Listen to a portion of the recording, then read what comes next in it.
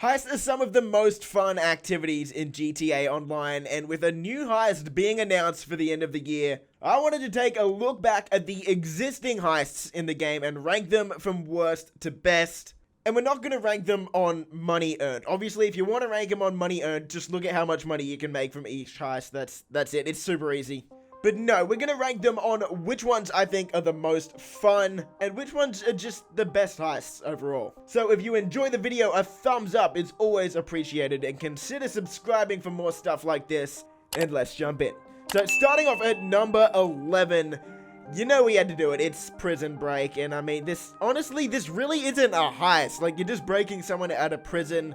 But we'll let that one slide for now, Rockstar. The main reason this one is last is because of all the drama surrounding the plane. Yeah, you need to fly a plane, and that wouldn't seem like a problem, right? But most people trying to search for these heists are really low-level players that don't know how to do that just yet. So you can imagine the pain going along with that. And if you fail at like any point in this heist, you get kicked right back to the start. And then when you're at the start, if someone leaves, that's it, because you need 4 people in the heist. It's just a mess, man. It really doesn't work. It's a cool concept, breaking someone out of prison, but in reality, it just doesn't work as smoothly as you'd like it to, so it's in last place. Moving on to number 10, I've put the Humane Labs raid, and don't get me wrong, I don't think this is a terrible heist, but personally for me, it's just not really that memorable. Like, there's never been a point where I thought, wow, I really enjoyed Humane Labs. Let's run that heist up right now, boys. It just doesn't happen. The setups as well really aren't that memorable for me, except for the one stealth setup, which is pretty cool. Like, that was one of the only stealth missions available when these heists came out, so I guess that's pretty cool.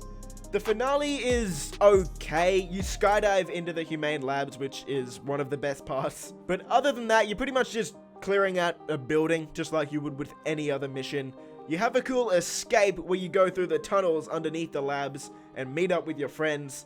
But overall, there's just a lot of other heists that are a bit better than this one, so this one is at number 10. Number 9 is Series A funding, and look, I'll be completely honest, the heist is pretty basic. The main reason I've put it above the other two is because it has Trevor in it. Prison Break and Humane Labs are okay, but let's be honest, we all just skip through the cutscenes whenever we can. But with Series A, for me at least, it's a bit different. It's one of the only heists that I actually pay attention to the story in. The setups get you to go around, collect a bunch of different drugs, which really doesn't make any sense now that we have all of these businesses that can do that anyway. The finale as well is one of the easiest and quickest ones in the game. So with Trevor in the story and a quick and easy finale, I've got this one at number 9. At number 8, I've put Doomsday Scenario Act 1, which is data breaches. Now for this one, you're gonna need to buy a facility, so you're gonna have to spend a bit of cash up front. This heist does have some cool stuff in it, which we'll get to in a sec, but the reason I couldn't put it any higher on the list is because these Doomsday heists require you to do prep missions and setup missions before you get to the finale. And man, these prep missions are like the most boring thing in the game, dude. They really suck the life out of the heist. Like, if you're excited to play this heist going into it, driving a slow ambulance all the way across the map back to your facility is it's really gonna make you lose that excitement pretty quickly. Honestly, I have no clue why Rockstar thought making way more setups would be a good idea, but I mean, Rockstar does a lot of stuff that confuses us, so what's new? Once you get through the prep missions, the setups themselves are actually alright in this one. The Akula setup where you break into the Noose headquarters is kinda cool, and especially the Deluxo setup where you chase down a massive plane is one of the most epic missions in the game still. Unfortunately, the heist sort of falls flat in the finale because you basically just have to fight through a facility that has the exact same layout as one of the facilities that you can buy, which kind of seems a bit lazy on Rockstar's part, to be honest. You add on top of that the enemies in here pretty much have aimbot, and if you don't have a good squad, you're probably gonna struggle. Yeah, it's just not one of the better ones in the game right now, but nonetheless, it's more ambitious than any of the other heists on the list so far, so that's why it's at number 8. Number 7, I've put Doomsday Act 3. And the thing with this heist, it's kind of strange. You're either going to get people that absolutely love this one or absolutely hate it. I don't really think there's much of an in-between. So I've gone out and I've put it somewhere in the middle because honestly, I think that's probably where it belongs. You do get a decent pay for the finale, and chasing down Avon Schwartz in the finale is pretty cool, saving the world. It's a cool story. But the reason that I can't put this one near the top is because you've got 6 prep missions. Yes, 6 preps and then 5 setups to do. So that's 11 missions before you even get to the finale. This heist is so long that you're probably going to quit halfway through. And if you're not doing it with friends, there's almost no way you're going to complete it in one go. So shout out to Rockstar for making a cool story and an epic finale to these Doomsday heists. But in my opinion, they really ruined it with the really long setups. At number 6, we've got the OG, the very first heist in Grand Theft Auto Online. It's the FLEECA job. And I know a lot of people will think I've put this one too high on the list, but man, if you were playing the game in 2013, this is the classic, bro. I remember the hype around heists, and then you finally actually get to do the heist. You get the armored Kuruma. Man, it brings back so many memories. It's also the only original heist that you can do with 2 players, which makes it really easy. This is definitely just like a taster or an introduction for new players into heists, but the simple nature of the heist actually kind of makes it really great, in my opinion. And then, of course, you've got the awesome getaway with the magnetic cargo bomb. This heist is just like a massive dose of nostalgia, so I've got it pretty high on the list at number 6. And speaking of OG heists, number 5 is the Pacific Standard. Again, man, so much nostalgia. This is really the only starting heist that actually feels like a heist as well. Actually, you know what? It kind of feels like a baby version of the casino heist, if you think about it. Back in the day when this came out, this was the best way to make money in the game, like, by far. I can't tell you how many times I've done this heist, man. And even though the getaway can be kind of annoying trying to drive all the way up to the top of the map on bikes, it's definitely epic, and it brought life back into the game in 2015 when the game was sort of starting to lose the original hype it had from its launch. Number 4, and this might surprise some people, I put the casino heist aggressive approach.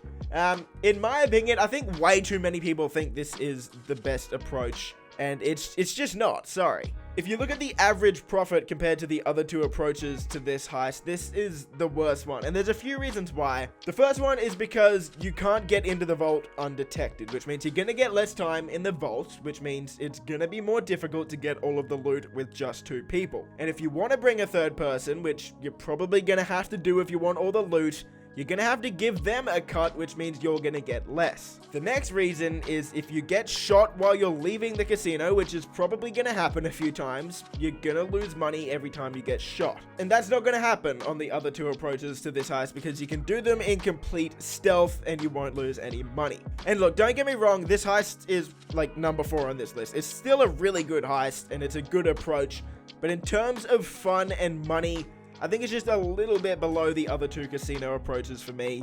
But yeah, it's still a good heist overall. Number 3, and I feel like I would get absolutely murdered in the comments if I didn't put this in the top 3. It's the Bogdan problem. Now, yes, there is a certain glitch that you can do with this heist. Personally, I've never done it, but I know the comment section would mention it if I didn't. And even if we're putting money aside, this is still my favorite Doomsday act. And apart from the Avenger setup mission, which is ridiculous. That one sucks, okay? Apart from that, this heist is a lot of fun. Driving the Strombergs underwater is really cool, and then clearing out a submarine is definitely one of the most awesome sequences in GTA Online. It's also not that difficult either, which means you won't be constantly dying and reloading the heist, so overall, a really fun heist. It's number 3 on my list. At number 2, I've put the silent and sneaky approach for the Diamond Casino heist. This approach can be extremely easy if you know what you're doing, and as long as the game doesn't bug out while you're doing it, because that does happen, unfortunately. It also fulfills the fantasy of sneaking in like you're in Splinter Cell and silently taking out like an entire building full of bad guys without them ever knowing you were there. This approach is awesome, and there's lots of optional things that you can do to make the experience even more immersive, like parachuting into the casino from the roof, using an EMP to black out the entire casino, or even using the nano drones to take out cameras and guards. It's a lot of fun, and the only downside is, like I mentioned, the stealth does glitch out a fair bit. The Grand Theft Auto stealth has never really been that good. But aside from that, this heist is incredibly fun. And at number 1, it's the only one left. It is the big con approach to the Diamond Casino heist, especially the group sex approach, because we all love a bit of group sex from time to time. This one it's so easy, man. You literally walk into the vault, walk out of the vault, change your disguise on the way out, and then just drive to the buyers. It's smooth, it's easy, it's pretty fun. There's really not much else to say. This is the best heist in the game. And personally, I hope we see more stuff like this in the heist that's coming at the end of the year. So that'll wrap it up. Those are my rankings for the heists in the game. You probably won't have the same rankings as me. That's totally cool. Leave your list below. I'm gonna read through pretty much all of them if I can. I hope you enjoyed the video. If you did, a thumbs up is always appreciated. Consider subscribing for more stuff like this. Stay safe, and I'll see you in the next video. Favorite color, money green. Paper. I've been on my grind since I was in the 7th grade. Had my first kid, I was only 17. Always a provider.